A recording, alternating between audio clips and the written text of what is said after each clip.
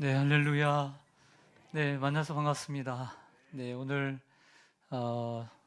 새생명 축제에 올라오신 여러분 주님의 이름으로 축복하고 많이 사랑합니다. 날씨가 좀 추워졌는데 걱정을 했는데 그래도 비는 오지 않고 낮에는 점점 따뜻해진다고 하니 안심이 되고 그렇습니다. 우리 서로 옆에 앞에 서로 인사하겠습니다. 많이 사랑합니다. 축복합니다. 참 잘 오셨습니다. 네. 저는 우리 시온산교회에 담임하고 있는 조순배 목사입니다. 잘 봐주시기 바랍니다. 여러분들 오면 어떻게 대할까 많이 생각했습니다. 잘 보이고 싶은 마음도 있고요. 그래서 좀 아무래도 선입견도 있고 첫인상이 참 중요하니까 잘 보이고 싶지만 그렇게 과장하고 싶지도 않고 그리고 거짓말로 이렇게 얘기하고 싶지는 전혀 그런 생각은 없습니다. 남녀가 미팅을 하거나 또 맞선을 봤을 때 잘 보이고 싶은 마음은 충분히 이해하지만 거짓말을 하면 안 되잖아요. 있는 것을 없다고, 재산이 더 있다고 얘기하면 안 되는 거고, 이만큼 배웠는데 저만큼 배웠다고 또 거짓말하면 안 되는 거고, 할 수 없는데 다 할 수 있다라고까지 이렇게 얘기하면 나중에 그 사실을 알게 될 때 얼마나 실망이 크겠어요. 그래서 저희들은 있는 대로 이렇게 보여드리고자 합니다. 다만 조금 다른 것은 여러분들을 위해서 좀 예배의 순서를 조금 바꿨다는 것. 그리고 평소 때도 참 맛있는데 오늘은 점심이 더 맛있다는 것. 그거 정도 다르고 다른 건 크게 다르지 않습니다. 지지난주에 우리 교회 한 남자 집사님께서 목이 아파서 목 디스크로 병원을 갔더니 병원에 가서 수술을 했어요. 몇 년 전에 시술을 했는데 가보니까 너무 심각한 거예요. 그래서 사진을 찍고 또 의사 선생님을 면담을 하는데 선생님이 이렇게 얘기를 하더래요. 더 이상 미루면 안 됩니다. 네, 치료를 받아야 되고 수술을 받아야 합니다. 이런 얘기를 듣고 수술을 잘 마치고 퇴원해서 가려 중에 있습니다. 여러분도 살면서 이런 말을 들은 적이 있을 것입니다. 더 이상 미루면 안 됩니다. 보통 우리는 이런 말을 어디서 많이 듣죠? 그렇죠. 병원에서 많이 듣죠. 정말 이가 너무 아파서 치과를 갔습니다. 너무너무 진통제를 먹어도 너무 아파가지고 또 갔더니 치과 선생님이 더 이상 미루면 안 됩니다. 치료 받아야 됩니다. 발치를 하거나 못 쓸 수 있습니다. 이런 얘기를 듣죠. 또 너무 우리가 다리가 너무 아플 때, 다리가 너무 아파서 좀 걷지를 못하고 생활이 힘들 정도가 될 때 우리는 정형외과를 이렇게 들리게 됩니다. 그래서 선생님이 얘기합니다. 사진을 보고서 이거 더 이상 미루면 안 됩니다. 치료를 받아야 됩니다.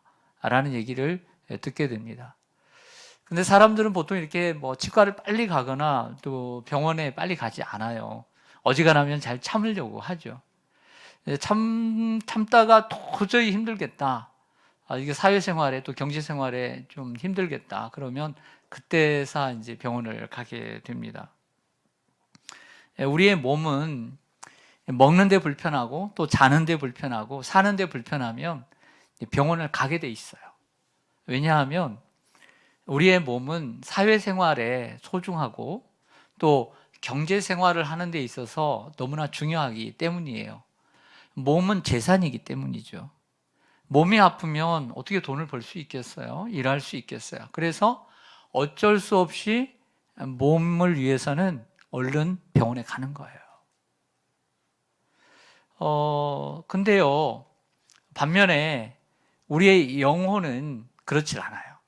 영혼에 문제가 생기면 병원에 가야 되는데, 교회에 가야 되는데 그렇지 않아요. 왜냐하면 영혼에 문제가 생기고 병이 들어도요, 이 치아처럼 시리지도 않아요, 밤새. 아프지도 않아. 영혼이 병들었다고 해서 이가 아프지도 않아요, 밤새. 네. 그렇다고 다리가 저리지도 않아요. 네. 사회생활하는데 아무 지장이 없고, 경제생활하는데 지장이 하나도 없어요. 도리어 더 유익이 되죠. 헌금 안 하니까. 영혼 그렇지 않아요? 네, 그렇죠. 그렇게 생각이 될 수가 있어요. 더 도움이 되면 되지 나쁘지는 않은 것 같아요. 그래서 사람들은 영혼이 자신이 병들어 있는 것을 알면서도 교회를 잘 안 가요. 왜? 몸과 같지 않기 때문에 그래요. 여러분들에게 묻고 싶어요. 여러분들은 여러분들의 영혼에 얼마나 관심이 있으세요? 사람들은 자신의 몸에는 엄청 관심이 많아요. 과도할 정도로 관심이 많아요. 안 아픈데도 그냥 이겨낼 수 있는데도 너무 관심이 많아서 병이 돼. 이겨낼 수 있는데도 병을 만들어. 이 정도로 과해요. 자신의 몸에 대해서는. 왜? 너무 중요하니까. 몸은 당장 재산이니까. 몸이 아파 보세요. 못 나가는 거죠. 일 못하고 생활 못하고 하니까 너무 소중하다고 생각하죠. 근데 영혼은 그렇게 생각지 않아요. 왜? 큰 탈이 없으니까. 문제가 없다고 생각하니까요. 하지만 우리 영혼에 관심을 가져야 합니다. 영혼에 관심이 없는 사람들을 향해서 우리 예수님께서 이렇게 말씀하십니다. 마태복음 16장 26절에 사람이 만일 온 천하를 얻고도 제 목숨을 잃으면 무엇이 유익하리요? 사람이 무엇을 주고 제 목숨과 바꾸겠느냐? 아멘. 여러분, 성공을 했습니다. 성공을 하면 무엇이 합니까? 그 성공이 건강을 빼앗아가는 일이라면 성공이 아닌 것이죠. 여러분, 출세를 하면 무엇합니까? 높은 공직에 올랐는데 그 공직으로 인해서 자살을 하거나 목숨을 잃어야 되는 상황이 있다면 어찌 그 출세가 복이 되겠습니까? 돈도 마찬가지입니다. 당장 돈이 수중에 들어오는 것은 기쁨이지만 도리어 그 많은 돈 때문에 가정을 망치고 내 인생을 망친다면 그 돈은 축복이 아닙니다. 극단적인 설명 같지만 세상의 성공이 우리의 행복을 보장해 주지 않습니다. 사람이 건강하게 살아야 성공이고 출세이지 목숨을 잃으면 성공과 출세가 무슨 소용입니까? 돈도 마찬가지입니다. 돈을 많이 쌓아놓고 또 부동산을 몇 채 가지고 있어도 목숨을 잃으면 무슨 소용이겠습니까? 하지만 오늘 예수님은 이 마태복음 16장 26절의 말씀을 단순히 그 목숨을 이 세상에서의 생명, 몸으로 말씀하고 있지 않고 다른 심오한 진리를 말하고 있습니다. 다시 그 말씀 한번 보겠습니다. 사람이 만일 온 천하를 얻고도 제 목숨을 잃으면 무엇이 유익하리요? 사람이 무엇을 주고 제 목숨과 바꾸겠느냐? 아멘. 여기에 목숨은 일반적으로 생각하는 이 목숨을, 생명을 얘기하는 것이 아니라 예수님께서 이 본문 속에서 말씀하고 있는 것은 사람의 영혼을 가리키는 말씀입니다. 예수님께서 우리 영혼을 염두에 두고 말씀하는 본문이죠. 이 땅에서는 여러 해 쓸 물건을 많이 쌓아두었으나 하나님께 부요치 못한 자들은 하나님이 그 영혼을 찾을 때 그 쌓아놓은 물건이 무엇이 되겠느냐라고 말씀을 하고 있습니다. 여러분, 우리가 요즘 어떤 아이들이 아이패드를 구입한다든가 핸드폰을 구입한다든가 그러면 공부를 해야 돼요. 이 핸드폰이 어디에 쓰이고 어떻게 만들어졌고 어떻게 쓰이는지를 잘 알아야 되는 것처럼 우리 많은 사람들이 그냥 태어나서 사니까 사는 대로 살 때가 많아요. 하지만 우리가 어떻게 만들어졌고 우리가 어떤 기능을 가지고 있고 우리가 어떠한 삶의 목적을 가지고 태어났는지를 좀 알 필요가 있습니다. 근데 많은 사람들이 인간인 자신에 대해서 너무 모르고 인생을 살아가요. 사람이란 존재는 우리의 몸과 육체로만 되어 있는 것이 아니라 몸이라는 부분과 영혼이라고 하는 부분, 이러한 두 가지 부분으로 되어 있습니다. 하나님께서 천지와 만물을 창조하실 때 마지막으로 인간을 이 아름다운 공간 속에 두시려고 마지막에 창조하시는 배려가 있었습니다. 흙을 빚어서 아름답게 남자와 여자를 만드시고 거기에 몸을 만드셨습니다. 흙으로. 그리고 그 코에 생기를 불어서 살아있고 움직일 수 있도록 하나님의 영이 들어오게 되었어요. 그 사람에 있는 생명이 되었던 것이죠. 그래서 사람이 그렇게 살아가는데 우리의 육체는 때가 되면 죽으면 흙으로 왔기 때문에 흙으로 가고 재가 되어서 땅속에 들어가게 됩니다. 하지만 죽는 순간 하나님이 부여하셨던 이 영혼이 빠져나가서 하나님께 다시 돌아가게 됩니다. 근데 모두가 하나님께 돌아가느냐? 그렇지 않아요. 하나님께 돌아가는 영혼이 있고 지옥에 가는 영혼이 있습니다. 히브리서 9장 27절을 보시면 중요한 말씀이 있습니다. 한 번 죽는 것은 사람에게 정해진 것이요 그 후에는 심판이 있으리니. 아멘. 여러분, 사람들 중에 영원히 사는 사람 있을까요? 없죠. 혹시 여러분들 영원히 사는 사람 보신 적 있으세요? 여러분들이 어릴 때 10살 때 60세 할아버지를 봤어요. 그 할아버지, 지금 여러분들이 60세가 됐어요. 몇 년이 지났죠? 50년이 지났어요. 그럼 그 할아버지 살아계시면 몇 살일까요? 110세 되겠죠. 자, 그 할아버지 지금도 보고 계세요? 없죠? 예. 그러니까 이 세상에는 영원히 사는 사람이 있다, 없다? 없어요. 여러분들이 눈으로 목격했잖아요. 여러분들이 다 봤잖아요. 영원히 사는 사람은 없어요. 한 번 죽는 것은 사람에게 정해진 것이고 그 이후에는 심판이 있을 뿐이에요. 사람들 중에 영원히 사는 사람이 없습니다. 요한계시록 20장 12절과 15절 말씀을 보면 마지막 심판을 이렇게 얘기합니다. 또 내가 보니 죽은 자들이 큰 자나 작은 자나, 명예 있는 자나 명예 없는 자나 그 보좌 앞에 서서 있는데 책들이 펴 있고 또 다른 책이 펴졌으니 곧 생명책이라. 죽은 자들이 자기 행위를 따라 책들에 기록된 대로 무엇을 받으니? 심판을 받으니 누구든지 생명책에 기록되지 못한 자는 불못에 던져지더라. 아멘. 심판의 양상입니다. 모든 사람들이 죽어서 하나님 보좌 앞에 서게 되는데 가봤더니 두 개의 책이 있더라는 거예요. 하나는 책들이 있는데 이 책들에는 사람들의 행위가 다 소상하게 기록되어 있고, 하나는 생명책에 있는데 이 생명책에 이름이 기록된 사람들은 영원한 천국에서 기쁨을 누리며 살아가지만, 생명책에 기록되지 않는 이들은 영원한 지옥 불못에서 쓰라린 그 지옥의 맛을 보면서 살아가게 된다고 하는 것이죠. 한 번 죽는 것은 사람에게 정해진 것이요 그 후에는 심판이 있습니다. 이 말씀은 생명책에 이름이 기록된 사람에게는 아주 반가운 말씀이지만 생명책에 기록되지 않는 사람에게는 두렵고 무서운 말씀인 것이죠.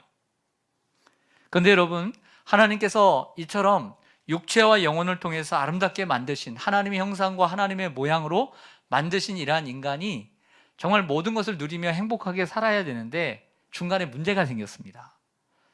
이러한 행복을 누려야 되는 인간이 고통하며 또 죽음을 맛볼 수밖에 없게 된 원인이 있습니다. 바로 그것은 죄 때문입니다. 죄. 사단의 유혹으로 인간이 죄를 범함으로 우리 인간에게는 고통, 불행이 찾아오게 되었고 결국 죽음이 찾아오게 되었습니다. 그래서 인간은 모두 죽게 되어 있습니다.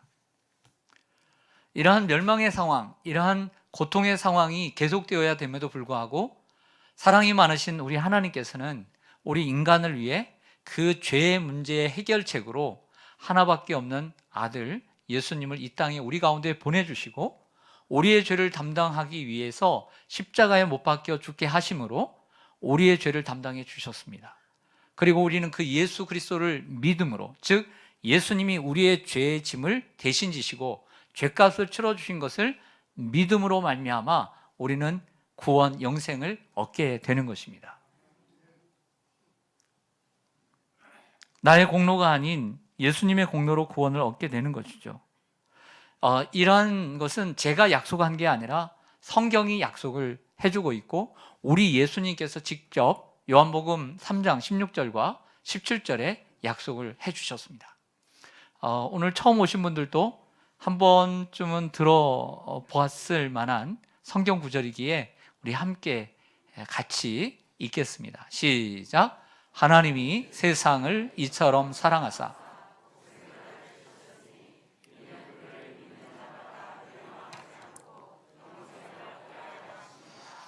하나님이 그 아들을 세상에 보내신 것은 세상을 심판하려 하심이 아니요 그로 말미암아 세상이 구원을 받게 하려 하심이라. 아멘. 죄로 인해 영원히 죽을 수밖에 없던 우리를 위해서 첫째 줄과 둘째 줄에 보시면 하나님이 세상 우리를 이처럼 사랑하사, 그 이처럼이라고 하는 것은 표현할 수 없는 단어죠. 부모가 여러분들이 자녀를 사랑합니다. 엄마, 아빠, 날 얼마나 사랑해? 내가 이만큼 사랑하지. 그 이만큼은 세 글자로 끝나는 단어가 아니에요. 표현할 수 없는 단어인 것처럼 하나님께서 이처럼 사랑한다는 것은 말로 표현할 수 없는 부모가 자식을 향한 사랑보다 더 큰 사랑을 얘기하는 거예요. 이처럼 사랑하사 독생자 하나밖에 없는 아들을 주셨으니, 셋째 줄 넷째 줄이 중요합니다. 이는, 그 이유는 그는 독생자를 가져오는 지시대명사죠. 예수 그리스도를 믿는 자마다 멸망치 않고 영생을 얻게 하려 하심이라. 할렐루야. 이처럼 예수님이 우리에게 약속을 해 주셨습니다. 그렇습니다. 우리의 영혼이 구원받지 못하면 영원히 지옥에서 고통하며 심판을 받게 됩니다. 그러나 하나님은 우리를 위해 하나밖에 없는 독생자를 보내주셔서 십자가의 죽으심으로 우리의 죄값을 다 치러주셨어요. 여러분 생각해 보세요. 여러분들 빚을 졌어요. 근데 누군가가 여러분들의 빚을 다 탕감해 주었어요. 대신 갚아주셨어요. 주었어요. 여러분들 그것을 안다는 사실과 모른다는 사실이 얼마나 엄청나게 큽니까? 근데 그것을 알면 빚에서 자유함을 누릴 텐데, 누군가가 내 빚을 갚아줬는데 그것도 모른 채 살아간다면 얼마나 불행하겠습니까? 그러한 얘기를 좀 해볼게요. 프랑스의 작가 모파상이 쓴 진주 목걸이라고 하는 이 소설이 있습니다. 우리가 잘 알고 있는데요. 이 작품의 주인공 마틸드라고 하는 여성은 아름답고 또 용모가 아주 빼어나고 지혜로운 여인이었습니다. 하지만 이 여인은 어릴 때부터 너무나 가난하게 태어나고, 그리고 너무나 가난했기 때문에 늘 자신이 불행하다고 여기는 여인이었어요. 그래서 결혼 정년기가 되었을 때 지참금도 없이 좋은 남자를 만나지 못하고 부자를 만나지 못하고 하급 공무원과 만나 결혼을 하게 됩니다. 어느 날 남편이 장관이 초대한 파티에 갈 수 있는 초대장을 가지고 온 거예요. 우리 이곳에 함께 가보면 어떻겠느냐, 장관이 초대한 초대장인데, 이렇게 얘기했던 거죠. 하지만 마틸드는 입을 만한 변변치 않은 옷이 없다며 짜증을 내고 불평을 합니다. 그러자 그 남편이 몰래 숨겨두었던 비상금을 꺼내가지고 옷을 사줍니다. 그래서 예쁜 옷을 하나 사가지고 이제 파티에 가려고 하는데 뭐라도 하나 더 걸쳐야 되잖아요. 그래서 걸치기 위해서 친구 포레스트 부인에게 진주 목걸이를 빌려 파티에 참석을 하게 됩니다. 마틸드는 많은 남자들의 시선을 한 몸에 받고 춤을 추고 아주 즐겁게 시간을 보냈습니다. 정말 들떠 있었죠. 그러한 마음으로, 행복한 마음으로 집으로 돌아오는 도중 목걸이를 그만 잃어버린 거예요. 진주 목걸이를. 얼마나 놀랐겠습니까? 그 밤에 아무리 찾아와도 온 곳을, 집에서부터 돌아오는 길까지 다 찾아봐도 찾을 수가 없었던 거예요. 그래서 결국 이 부부는 전 재산을 다 팔아 36,000프랑이라는 큰 돈을 주고 똑같은 진주 목걸이를 구입해서 이 포레스터 부인에게 돌려주게 됩니다. 이때부터 이 부부의 인생은 어떻게 되었을까요? 이 부부는 그 자신의 전 재산을 잃어버리고 다시 재산을 모으기 위해 10년 동안 많은 고생을 하게 됩니다. 그리고 10년 동안 안 해봤던 수많은 고생들을 다하며 궁핍한 생활을 이어갑니다. 돈을 갚는 동안 마틸드는 생활고에 찌들어 폭삭 늙어버렸습니다. 빚을 다 갚은 10년 후 오늘과 같은 주일이었습니다. 일요일 산책을 나갔다 아이를 데리고 우아하게 산책을 하고 있는 포레스트 부인을 우연히 만나게 됩니다. 부인에게 그동안의 사실을 솔직하게 다 이야기를 했습니다. 이제야 말할 수 있겠다. 내가 이렇게 당신을 위해서, 당신 때문에, 아니 나 때문에 이렇게 10여 년 동안 고생을 해왔다라고 솔직한 이야기를 하자 포레스터 부인은 뭐라고 얘기했겠습니까? 깜짝 놀랐습니다. 사실은요, 마틸드, 그거 가짜였는데. 얼마나 허무했을까요? 마틸드가 그 이야기를 듣고 얼마나 허무하고 그 10년의 인생이 얼마나 허무했을까요? 후회되었을까요? 마틸드는 허영심에 빠져 10년 동안 인생을 허비하며 불행하게 살았던 것입니다. 이처럼 세상 많은 사람들이 가짜에 속아 살아가고 있다고 생각지 않으십니까? 그것이 진짜인 것처럼 생각했지만 그 수많은 인생을 살아갔지만 그게 다 가짜였다라고 생각되어질 때 얼마나 그 인생이 허무하겠습니까? 사랑하는 여러분, 이와 같이 많은 사람들이, 이 세상에 많은 사람들이 죄 때문에 인생을 허비하고 불행하게 살아갑니다. 자신의 모든 죄값을 하나님의 아들이신 예수 그리스도 독생자께서 오셔서 인간의 몸으로 오셔서 십자가에 죽으심으로 하나님의 진노를 대신받아 영원한 속죄를 단번에 이루셨음에도 불구하고 그 사실을 잊어버린 채 그 죄의 종로로 타며 고통하며 그 불행 속에 아파하며 살아가는 인간이 얼마나 많이 있습니까? 참으로 그 사실을 알 때 후회되지 않겠습니까?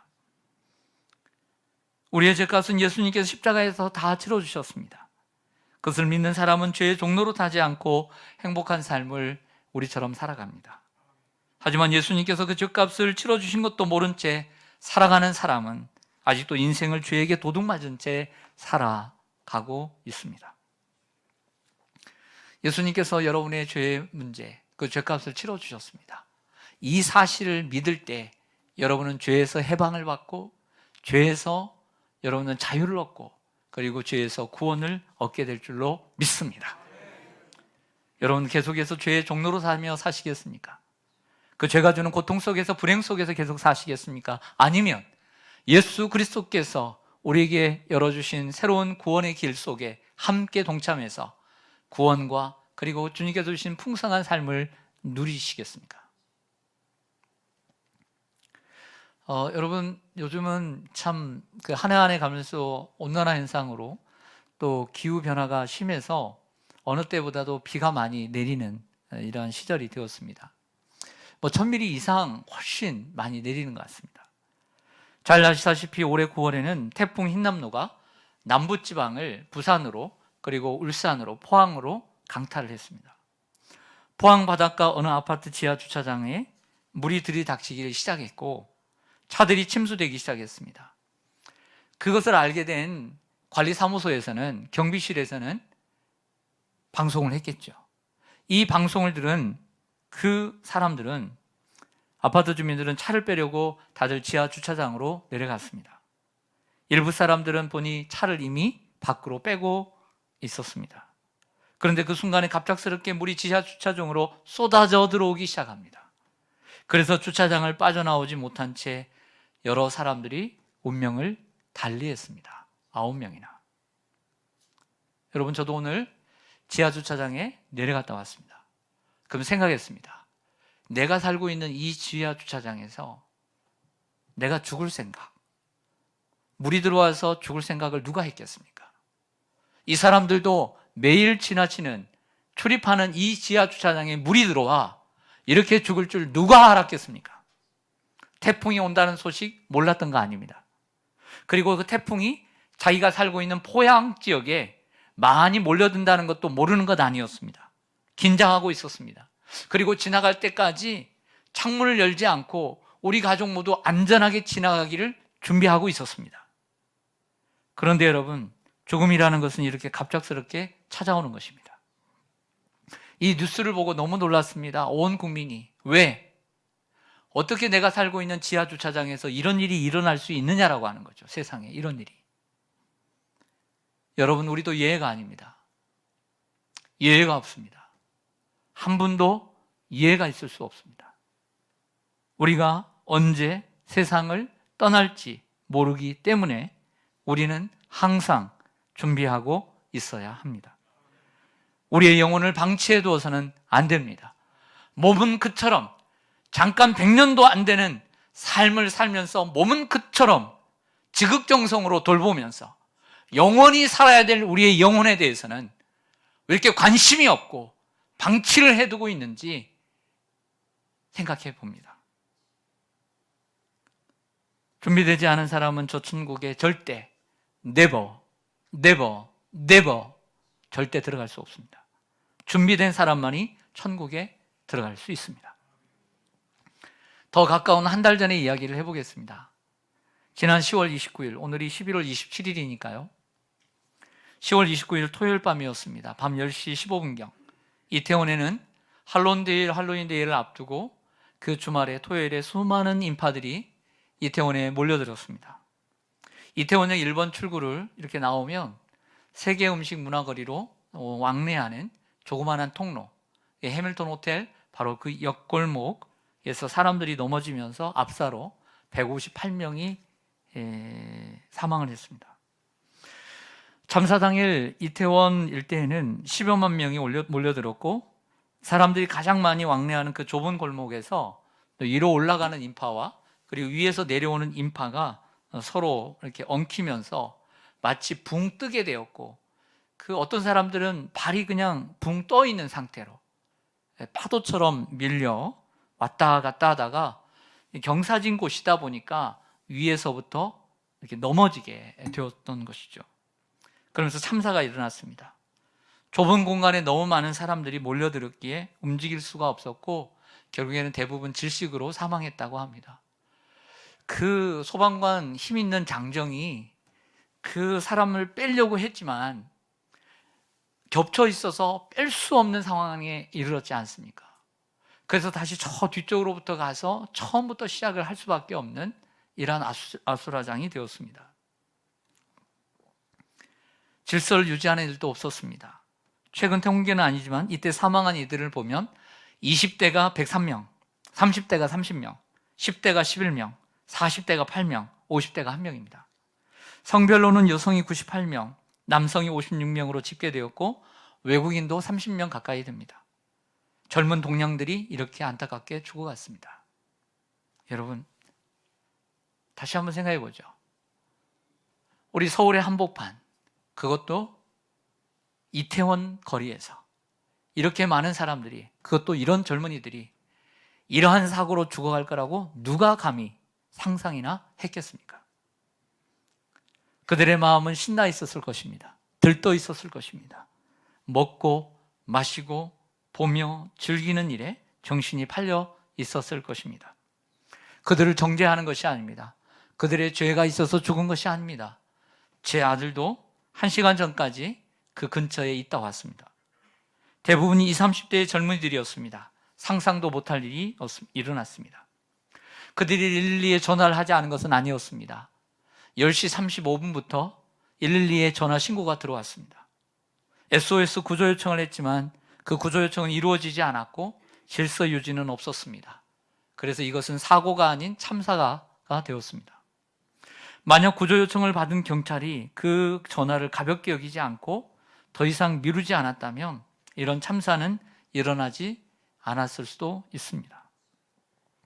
사랑하는 여러분, 우리는 살아가면서 내일로 미루지 말아야 되고 절대 다음으로 미루지 말아야 될 일이 있습니다. 그런데 그것을 감지하지 못하고 그리고 경각심을 갖지 못해서 내일로 미룸으로 우리의 인생을 뒤돌아보면 후회할 때가 있었습니다. 그러나 후회되지 않도록 더 이상 미루지 말아야 할 것이 있습니다. 무엇인지 가르쳐 드릴게요. 고린도후서 6장 2절과 3절에 보면 이르시되 내가 은혜 베풀 때에 너에게 듣고 구원의 날에 너를 도왔다 하셨으니 보라 지금은 은혜 받을 만한 때요 보라 지금은 구원의 날이로다. 여러분들 미루지 말아야 될 것 2가지입니다. 먼저는 은혜를 받아야 합니다. 오늘 마음에 감동이 되고 뭔가 찌릿찌릿하고 이게 은혜입니다. 하나님이 주시는 은혜. 그런데 그 은혜를 받을 뿐만 아니라 구원을 받아야 합니다. 구원은 믿음으로 받게 되는데 오직 은혜로 인하여 그 믿음으로 말미암아 너희가 구원을 받았나니 너희에게서 난 것이 아니요 오직 하나님의 선물이라 그랬습니다.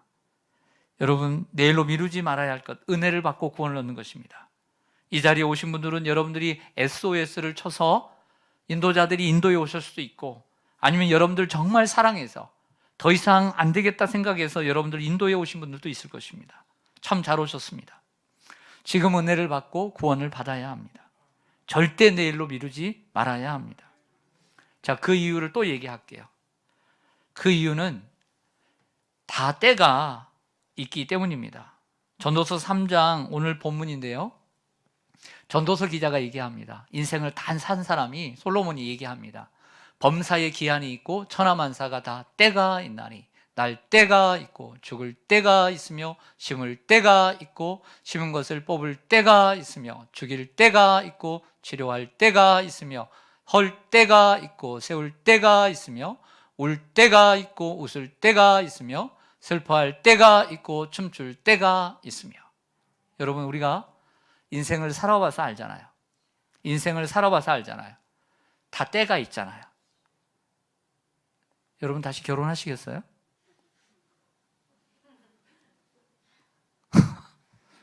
결혼하시겠어요? 생각이 있으신가 보다. 지금까지 어떻게 만들어 왔는데 다시 결혼하겠어요? 그 남자 어떻게 내가 만들어서 지금 편하게 살고 있는데 또 다른 남자 만나서 어떻게 또 그렇게 내 성격 맞추면서 어떻게 살겠어요? 결혼도 다 때가 있는 거예요. 여러분, 여러분 다 그런 건 아니겠지만 공부도 다 때가 있어요. 여러분 지금 공부하시겠어요? 못해요. 못해요. 의욕은 있겠죠. 공부하기 힘들어요. 우리가 인생을 살아와서 알지만 다 때가 있는 거예요.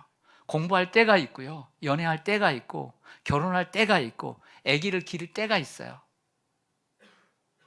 그리고 아기를 키워서 장가 보낼 때가 있고 손주를 볼 때가 있고 다 때가 있는 거지. 때가 지나면 내가 하고 싶어도 그 때는 다시 돌아오지 않아요. 인생에는 다 때가 있는 거예요. 그래서 내일로 미루지 말아야 돼요. 오늘 여기 오신 분들 너무 잘 오셨어요. 그러나 내일로 미루지 마세요. 다 때가 있어요. 오늘 연세 드신 분들도 오셨을 텐데 정말 죄송해요. 여러분들에게 때가 많이 남아있지 않아요. 그렇다고 해서 젊은이들이요. 젊은이들도 마찬가지예요. 오늘 제가 드린 예화를 보세요. 때가 항상 많이 남은 것 아니에요. 오는 순서는 있어도 가는 순서는 없는 거예요. 때는 왔을 때 잡는 거예요. 물이 찼을 때 노를 저어야 되는 거예요. 전도서 3장 11절 말씀을 보면 하나님이 모든 것을 지으시되 때를 따라 아름답게 하셨고 또 사람에게 영혼을 사모하는 마음을 주셨느니라. 하나님께서 모든 것을 지으시되 때를 따라 아름답게 우리에게 주시는 거예요. 그리고 여러분들에게 정말 영혼을 사모하는 마음을 주시기를 원합니다. 예. 영혼을 사모한다는 것은 이 땅에서 삶을 사모하는 것이 아니라 영원히 사는, 우리 영혼이 사는 그곳을, 그때를 사모하는 마음을 얘기합니다. 현재의 삶만을 사모하지 말고 영원히 살 수 있는 삶을 사모하시기를 바랍니다. 그럼에도 불구하고 또 오늘 고집센 분들에게 얘기합니다. 여러분 중에도 이런 생각을 하시는 분들이 있습니다. 그래도 나는 아직 때가 아니야. 저도 끈질깁니다. 그래도 나는 때가 아니야. 태풍 흰남노로 인해 운명을 달리한 분들은 안 됐지만 나는 아니야. 내가 거기에 난 내 대상이 아니야. 난 지하주차장 안 내려가. 이태원 참사로 죽음을 맞이한 희생자들 그렇게 많아도 정말 안 됐지만 나는 아니야. 나는 이태원 거리 가본 적도 없어. 그래서 나는 굳이 도움이 필요 없어 라고 생각하는 분들이 있습니다. 여러분 정말 그럴까요? 중요한 질문 앞에 대답해 보시길 원합니다. 나는 구원이 필요한가? 나는 구원이 필요한가?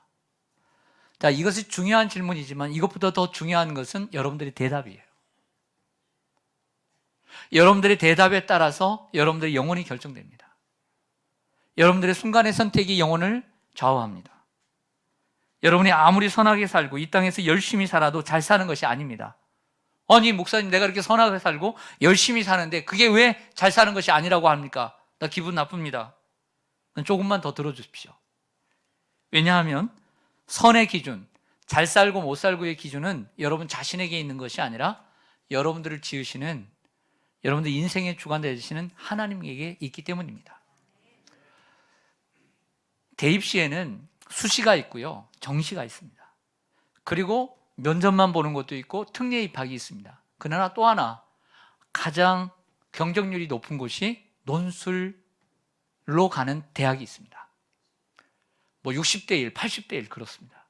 근데 이 논술 시험을 어느 학생이 봤습니다. 재수를 해서 열심히 봤습니다. 난 논술을 잘하니까.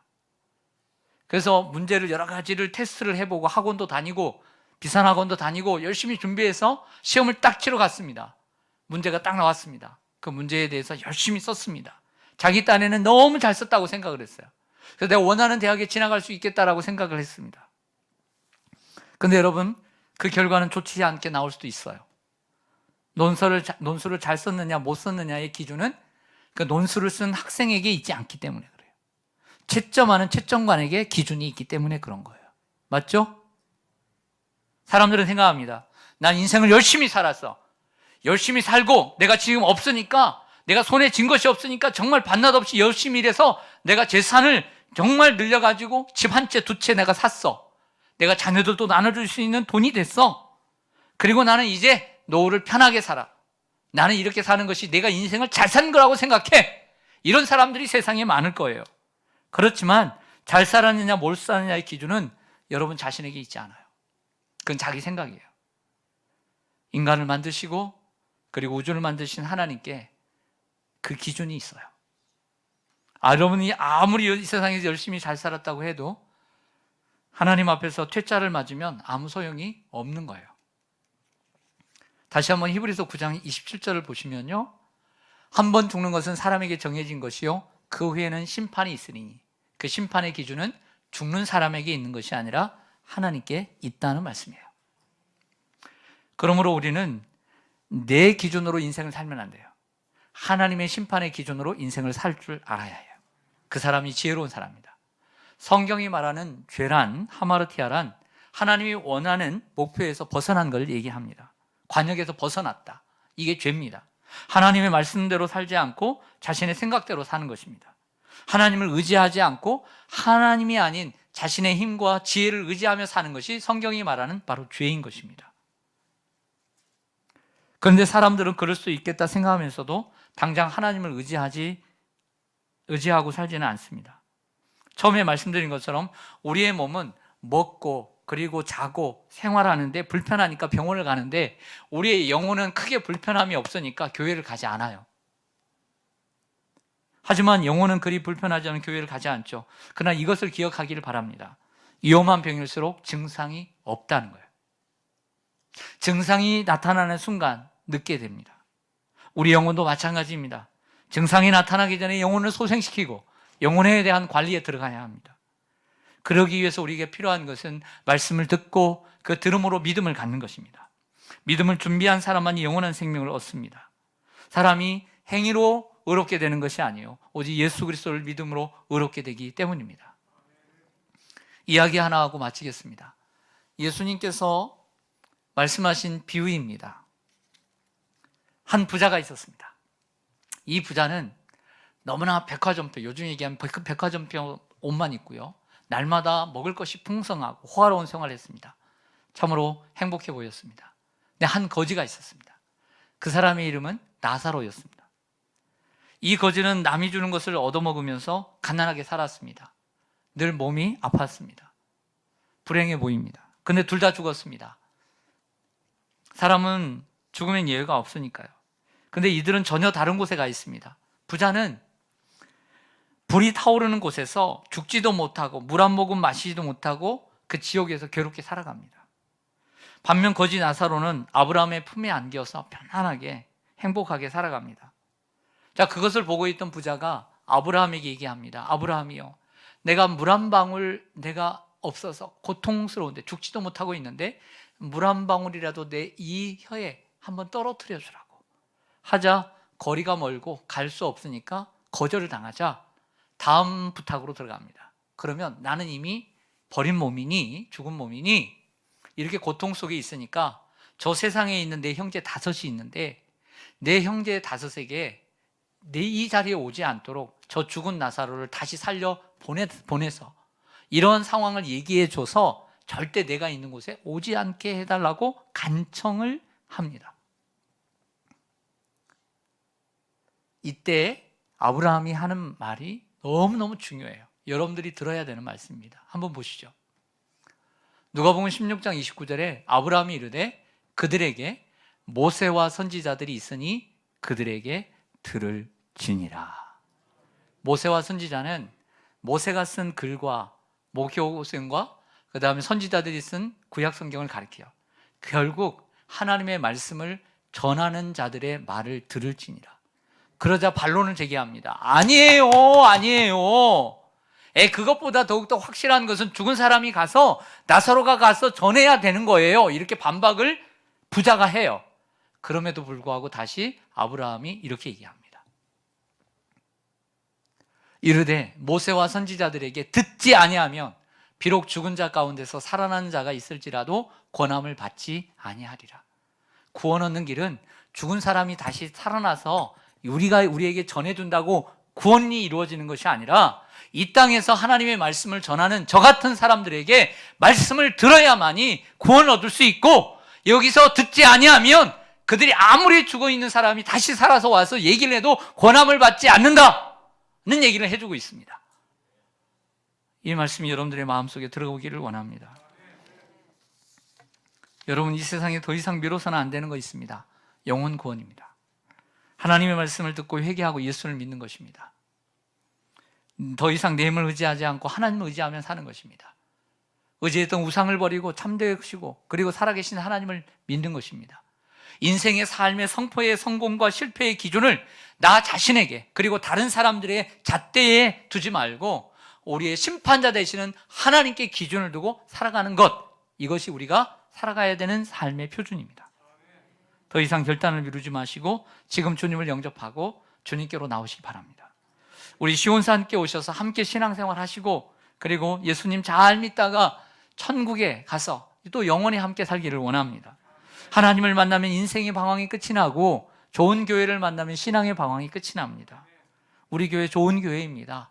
좋은 사람들이 있습니다. 코로나19를 거치면서 플로팅 크리스찬이라는 말이 생겼습니다. 붕 떠 있다라고 하는 것입니다. 여기저기 떠도는 크리스찬을 의미하는데, 코로나19라는 불가항력적인 일에 의해서 교회 생활을 멀리하고 온라인으로 하나님을 예배하는 이들이 늘었다고 합니다. 이들은 신앙생활 자체를 포기하지는 않지만 그래도 교회 생활을 멀리한 이들, 코로나로 인해서 생겨난 플로팅 크리스찬들, 아니면 가난한 성도들이 있습니다. 말 그대로 거꾸로 하면 안 나가 성도. 하나님은 좋은데 교회는 가기 싫다는 거예요. 여러 가지 이유로. 교회에서 상처를 받을 수 있고 또 교회가 싫어서 그럴 수도 있습니다. 뉴스에 교회는 안 좋은 곳이라고 생각되기 때문입니다. 이런 분들은 자발적으로 교회를 가지 않는 분들입니다. 이런 분들이 있을지라도 다시 교회 생활을 시작하기를 바랍니다. 교회를 떠나서는 안 됩니다. 하나님을 믿지 않았던 분들도 이번 기회로 교회 생활을 시작하시고 하나님을 가까이 하시기를 바랍니다. 노래의 가사처럼 우리 만남은 우연이 아니라고 저는 믿습니다. 하나님께서 저와 여러분을, 우리를 어떻게 인도하실지는 모르지만 바라건대 주님 안에서 서로 교제를 계속하고 함께 하나님을 잘 섬겨 나가기를 주님의 이름으로 간절히 소망합니다. 아멘. 기도하겠습니다.